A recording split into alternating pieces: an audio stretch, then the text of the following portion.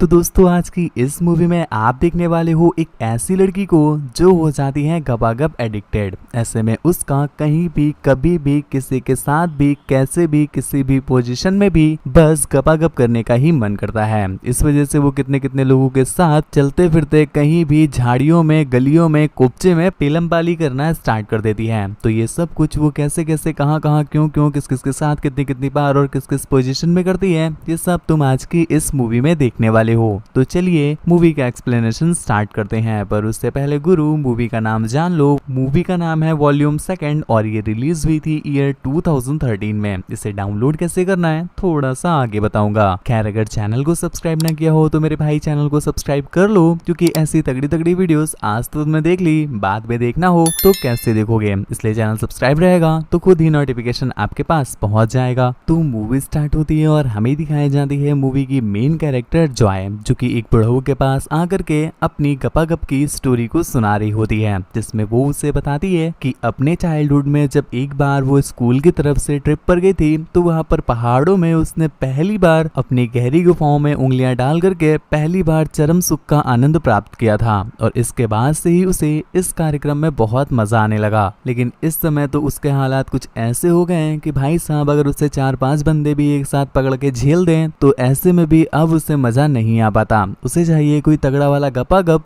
और इसी के साथ स्टोरी चली जाती है फ्लैशबैक में। यहाँ पर हम देख पाते हैं कि जॉय ऑलरेडी मैरिड है और यहाँ पर उसका हस्बैंड जिसका नाम जैरॉन है, उन दोनों का एक बेटा भी है। लेकिन अब उसे इतना मजा नहीं आता और जो उसका पंकज है वो जॉय को देखते ही उदास हो जाता है, जिस वजह से वो डिसाइड करता है और जॉय से कहता है कि तुम एक काम करो, तुम्हें तो अब मेरे खेत की मूली मिल नहीं पाएगी, ऐसे में तुम बाहर किसी बंदे को पटा लो और उसके बाद तुम उसके ही घोड़े की सवारी क्या करना। जिसके अगले दिन से ही हम देख पाते हैं कि जॉय ने अब लेट नाइट घर आना स्टार्ट कर दिया है। लेकिन इस बीच हमें एक चीज नोटिस करने को मिलती है कि जॉय ने अब इतने लोगों का बम्बू अपने तंबू में ले लिया है कि इस वजह से अब उसे गपागप का और भी ज्यादा मन करता है। दिन भर वो किसी को भी देखती है उसका बस यही मन करता है कि पलटा कर झेल दिया जाए, जिस पर कहीं न कहीं वो अब इस गपागप की एडिक्टेड हो गई है। इसी चलते एक दिन जब वो अपने ऑफिस में काम कर रही थी कि तभी उसकी नजर पड़ती है बाहर खड़े एक 12 इंच के लौंडे पर, जिसके बाद वो डिसाइड करती है कि अब उसी के हैंडपंप से वो अपने कुएं की सफाई करवाएगी। जिस पर वो एक बंदे को उसके पास भेजती है और गपागप के लिए ऑफर करवाती है,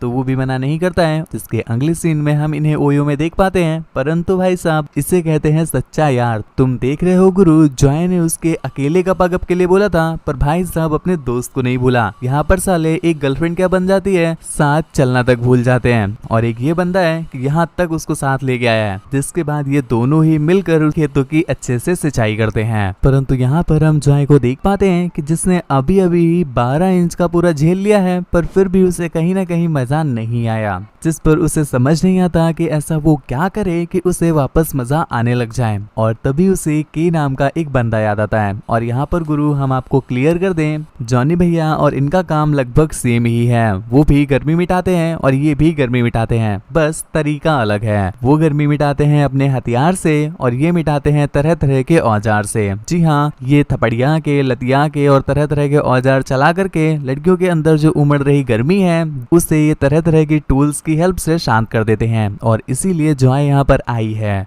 जिस पर के भी उसका टेस्ट लेने के लिए उसे खींचकर एक थप्पड़ मार देता है। भाई साहब थप्पड़ की वजह से उसकी चीख निकल गई और यहीं पर के उसे समझा देता है कि देखा तुम तो एक ही थप्पड़ में लाल हो गई, ऐसे में अगर मैंने तुम्हारे साथ तगड़ा वाला कर दिया तो तुम्हारी तो झीलें ही बह जाएंगी। यहाँ पर जॉय के बार बार रिक्वेस्ट करने पर वो एक बार फिर से उस पर ट्राई करता है और इस बार तो और जोर से थप्पड़ देता है। लेकिन फिर भी जॉय कुछ भी रिएक्ट नहीं करती, तो के को लगता है कि चलो एक बार ट्राई करके देख ही लेते हैं। इसके बाद जॉय उसे अंदर ले लेता है, मतलब जॉय कैसे अंदर लेगा, रूम के अंदर ले लेता है, जो उसका कैबिन था उसके अंदर ले लेता है। और यहाँ पर हम आपको क्लियर कर दें कि के की ये जो गपागप वाली सर्विस है ये सिर्फ रात में ही चलती है, तो इसके लिए के को हर रात फैमिली को सुला वला करके वहाँ पर जाना पड़ता है। इसी चलते एक दिन वहाँ पर जब जॉय ठुकवारी होती है तो इतने में ही यहाँ पर उसका बेटा खेलते खेलते बालकनी तक पहुंच जाता है। और भाई साहब कुछ हादसा हो जाए इससे पहले ही जॉय का हस्बैंड वहाँ पर आ गया और वो उसे बचा लेता है। लेकिन यहाँ पर उसे जॉय को लेकर के बहुत ज्यादा गुस्सा आया, जिसके बाद एक दिन वो जॉय को समझाते हुए कह देता है कि अब ये तुम्हारा गपागप कुछ ज्यादा ही हो रहा है, ऐसे में तुम्हें तुम्हारी फैमिली का कुछ होश ही नहीं है।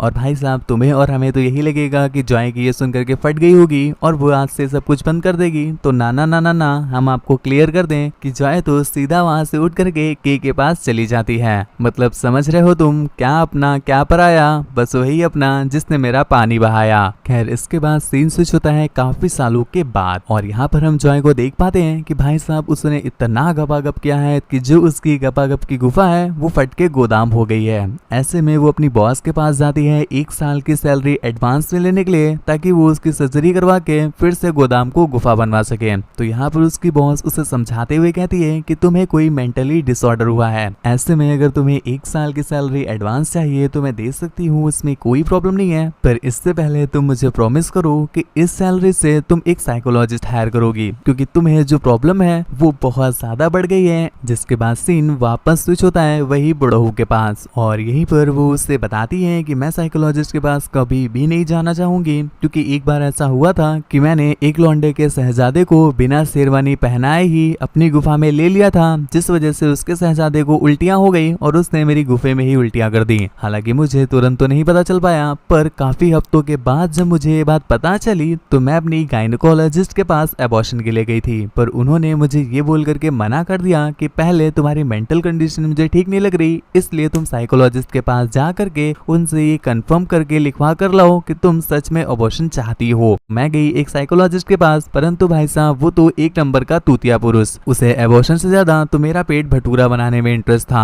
तो ऐसे में मैंने कहा कि तुम दोनों ही जाके घर में मुठियां चलाओ, मैं अपने हाथ से ही अपना काम कर लूंगी। जिसके बाद वो खुद ही अपने घर में अपने हाथों से अपना एबॉर्शन कर लेती है। भाई साहब ये सुनने के बाद तो ठीक मेरी तुम्हारी तरह चच्चा के भी फटके हाथ में आ जाती है। और फिर से सीन स्विच होता है फ्लैशबैक में, यहाँ पर हम देख पाते हैं कि जॉय ने काफी ज्यादा कंट्रोल करने की कोशिश की है क्योंकि उसकी बॉस ने ये कह दिया कि अब अगर मुझे खबर मिली तो ऐसे में तुम्हें मुझे कंपनी से निकालना पड़ेगा, क्योंकि ऐसे में बात कंपनी की रेपुटेशन पर आती है। इसी चलते एक दिन जब सीनियर्स की मीटिंग चल रही थी तो यहाँ पर वो ये बात उन्हें बताती है, पर पता नहीं अगले ही पल उसके मन में क्या सन की और उसे रियलाइज होता है कि वो तो बस गपा गप के लिए ही बनी है और ये ही दुनिया का सबसे बड़ा चरम सुख है। इसलिए वो उन्हें ही धर कर आती है और कहती है मेरी बग्गी मेरा घोड़ा, जिसने मुझे गपा गप करने से रोका उसकी समझदार हो। अब भाई साहब जॉब तो रही नहीं, तो ऐसे में वो क्या करती, तभी उसे ध्यान आता है एक गैंगस्टर का। तो ऐसे में वो उसके पास काम मांगने जाती है तो वो उसे अपने पास वसूली करने के लिए रख लेता है, क्योंकि यहाँ पर जॉय के आने के बाद उसकी वसूली काफी अच्छे से हो सकती थी। इसी चलते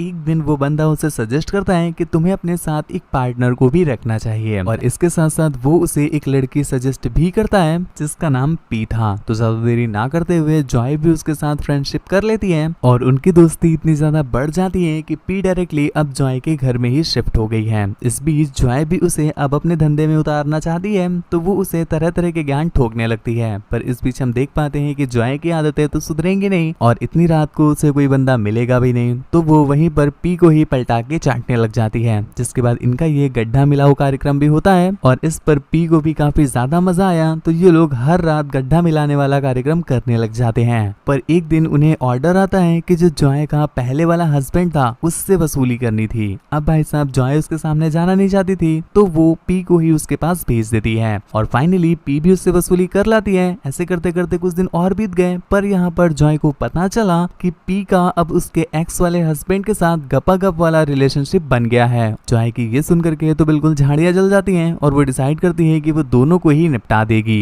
जिसके बाद वो गन लेकर के उनके पास जाती भी है, पर अनफॉर्चुनेटली उनके सामने जाते ही जहाँ पर हस्बैंड का तो घोड़ा चल रहा था परंतु उसकी वाइफ का अर्थात जॉय का घोड़ा काम नहीं करता, मतलब गन काम नहीं करती, जिस वजह से वो बंदा उससे वहीं पर धर के पेलने लगता है, मतलब मारने लगता है और उसके सामने ही पी को पलटा के घोड़ी बना देता है। और इसके बाद सीन स्विच हो जाता है वापस प्रेजेंट पे, यहाँ पर वो बुढ़ा उससे पूछता है कि तुमने उस पर गन क्यों नहीं चलाई, तुम तो इतने दिन से वसूली कर रहे हो तो गन तो तुम्हें चलानी आती होगी, हाँ हो सकता है तुम्हारी किसी की जान लेने में फटती होगी। खैर ये सब कुछ ज्ञान की बातें पेल कर वो वहां से चला जाता है। जिसके बाद हम देखते हैं मिडनाइट में वो वापस आता है, पर इतने में ही जॉय जग गई और वो अपनी गन उठा करके उससे गन पॉइंट कर लेती है, जिस पर बुढ़ऊ की तो एक पल के लिए फट के हाथ में आ गई, पर अगले ही पल उन्हें रियलाइज हुआ कि ये जब अपने एक्स हस्बैंड को नहीं मारवाई तो मेरी क्या ही मुझे क्या ही मारेगी। लेकिन भाई साहब जॉय आज उसे नहीं बल्कि उसकी ही मार लेती है, क्योंकि कुछ देर तक तो वो डरती है पर कुछ देर के बाद उसे पता नहीं क्या सोचता है वो उसे उड़ा ही देती है। जिसके साथ ये मूवी भी यहीं पर एंड हो गई।